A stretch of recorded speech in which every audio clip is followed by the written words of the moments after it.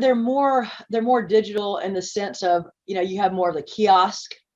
You got freestanding stations where you have a nursing station, you got more diagnostics, rather than going into one building, or you got to go down the hall all the way to another wing of the building to handle something. And we see it more.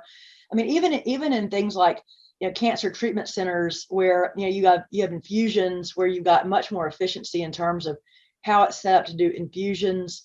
Dialysis is that way too. So it's certainly more efficient and more technologically advanced than, say, an older building. I mean, even in things like the NICU, where where you have giant rooms, and then now you got the suites and the boutique kind of rooms. So you see those kind of shifts even in the hospital setting, probably more so in the hospital setting. Because the whole idea of technology is how do you make it more efficient?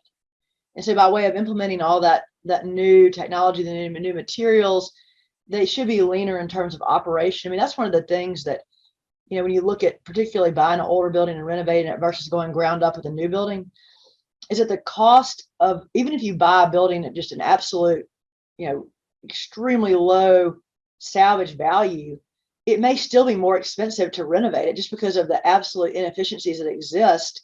And a lot of the things that were done, particularly in the 70s and 80s, in terms of the materials, big skylights, letting heat in and things like that, you just don't see them as much, or not in that format anymore. So absolutely, as a categorically, they should be much more efficient.